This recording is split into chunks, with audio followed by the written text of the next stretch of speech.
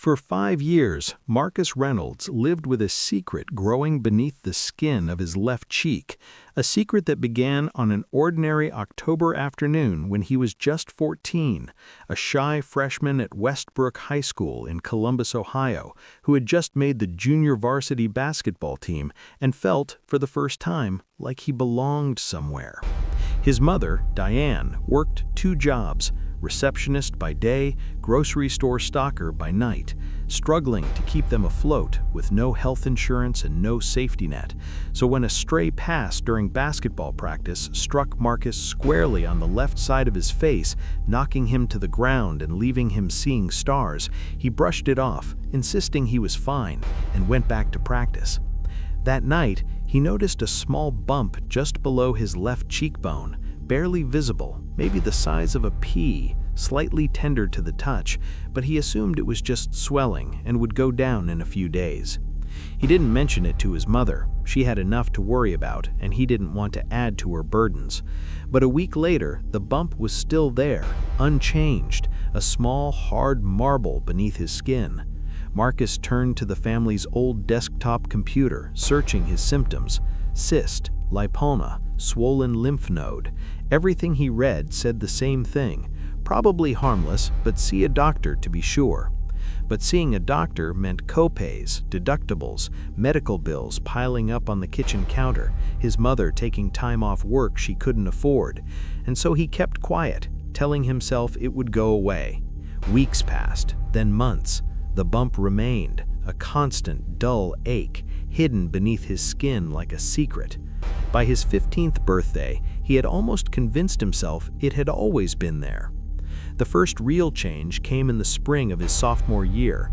Marcus was 16 now, taller, more confident, still playing basketball, and life was looking up.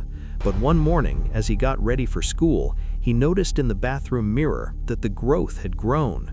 Subtle, maybe the size of a grape now, but definitely larger and harder, more defined, with distinct edges he could feel beneath his skin. He knew he should tell someone, should see a doctor, but the fear had grown too.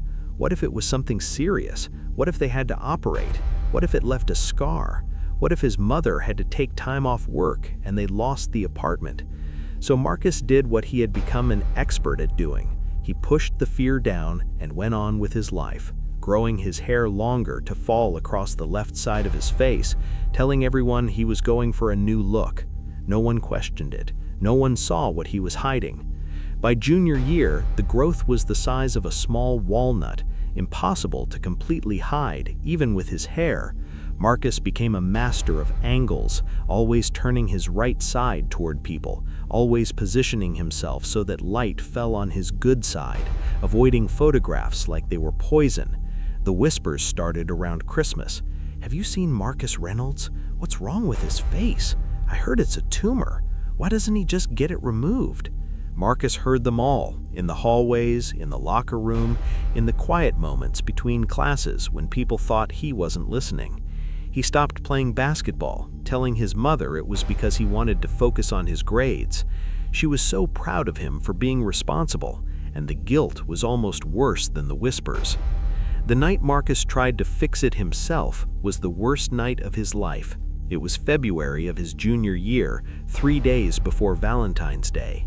There was a dance at school, and Emily Hartwell, the girl he had been crushing on since freshman year, had actually smiled at him in chemistry class. Then he caught his reflection in the window. The growth was visible even in the dark glass, a shadowy bulge that distorted his face. How could he ask anyone to dance with him looking like this? That night, he locked himself in the bathroom. The plan was simple. He had watched dozens of YouTube videos, dermatologists draining cysts, extracting blackheads, lancing boils. It didn't look that hard. A sterile needle, some pressure, maybe a little blood, and it would all be over. His hands were shaking as he sterilized the sewing needle with a lighter, leaned close to the mirror, and pressed the needle against the apex of the growth. The pain was immediate and blinding. There was no satisfying pop, no stream of pus, no relief, just searing, white-hot agony. When he looked in the mirror, blood was running down his cheek, but the growth remained unchanged, solid, immovable. He had barely broken the skin. Over the next few days, the puncture wound became infected. The growth, which had been a constant dull ache for years, now throbbed with every heartbeat. The skin around it turned red, then darker red, then purplish. Yellowish fluid began to seep from the wound, staining his pillowcase at night. His mother finally noticed. "Marcus, what happened to your face?" He lied, said it scratched it in his sleep, said it was just a pimple that got irritated. She wanted to take him to the doctor. He begged her not to. "It'll clear up on its own, Mom, I promise." Against her better judgment, she relented. The infection eventually subsided, but the growth remained, larger than ever, with a small scar at its center where the needle had pierced the skin. Senior year was supposed to be different. Marcus made a decision over the summer. He was going to stop hiding. He had read stories online about people with facial differences who had learned to live their lives with confidence. If they could do it, so could he. He cut his hair short. The first day of school was terrifying. Walking through those doors with his face fully exposed felt like stepping onto a stage naked. But something unexpected happened. Most people didn't react at all. They noticed, I could tell they noticed, but they just looked away, that polite way people pretend not to see things they don't understand. And the few who did comment were surprisingly kind. "Hey Marcus, did you get that checked out? My uncle had something like that. You should totally get it drained. That looks painful, man. Are you okay?" He wasn't okay, but it helped to know that people cared. Even Emily Hartwell stopped him in the hallway one day. "I always wondered why you stopped talking to me sophomore year. I thought I had done something wrong." "You didn't. It was me. It was always me." She looked at the growth on his face, really looked at it, and didn't flinch. "You should see a doctor, not because of how it looks, because you deserve to not be in pain."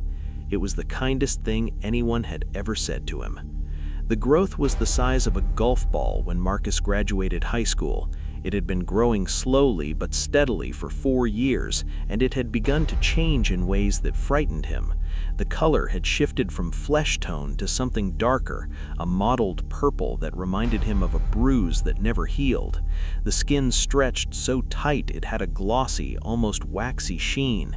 And sometimes, late at night, when everything was quiet, he could swear he felt something moving inside. Not moving exactly, more like shifting, settling, the way sediment settles at the bottom of a glass. He told himself it was his imagination. He got accepted to Ohio State University. His mother cried when the acceptance letter came. "My boy is going to college." He didn't tell her about the growth. She had seen it. It was impossible to miss now, but they had developed an unspoken agreement not to discuss it. Marcus suspected she was in denial. It was easier that way. He was in denial too. College was supposed to be a fresh start. New city, new people. Nobody knew about the kid who had hidden behind his hair for years. He could be anyone he wanted to be. Except he couldn't escape his own face. But something surprising happened. Most of his classmates were too focused on their own problems to worry about his. Homesickness, academic pressure, the chaos of living away from their parents for the first time. Nobody had time to stare at his face. He even made friends. Tyler Brennan was his roommate, a loud, friendly guy from Cleveland who played too many video games and never cleaned his side of the room. Tyler never mentioned the growth, not once. "You're like a reverse Phantom of the Opera, except instead of hiding half your face, you just kind of own it." "I don't own it. It owns me," said Marcus quietly. The party that changed everything happened in the middle of October, a typical college house party. Too many people, music too loud, drinks too strong. Marcus had been avoiding these events all semester, but Tyler insisted. "Come on, man, you can't hide in the dorm room forever, just come for an hour." Against his better judgment, Marcus agreed. The house was packed. He could feel people's eyes on him, could hear the whispered questions. "Did you see that guy's face? What's wrong with it? Is it contagious?" He should have left, but then he saw her. She was standing by the bar, laughing at something her friend had said. Dark curly hair, a smile bright enough to light up the dim room. Her name was Sarah Okonkwo, a nursing student. Maybe that's why she didn't flinch when Marcus worked up the courage to talk to her. Maybe her medical training had desensitized her. Or maybe she was just a genuinely kind person. They talked for hours. She asked about his life, his interests, his dreams. She laughed at his jokes. She looked at his face, really looked at it, and didn't seem to see the growth at all. "You should get that checked out," she said eventually, her voice gentle. "I'm not trying to be rude, but it's changed color since we started talking." Marcus's blood ran cold. "What do you mean? When you first came over, it was kind of purplish. Now it's almost black in the center, and I could swear it's gotten bigger." Marcus excused himself to find a bathroom. He looked in the mirror. Sarah was right. The growth had changed. The center had darkened to an almost bruised black color. The skin there looked thinner, almost papery, and at the very apex, where he had once stabbed himself with a needle, there was a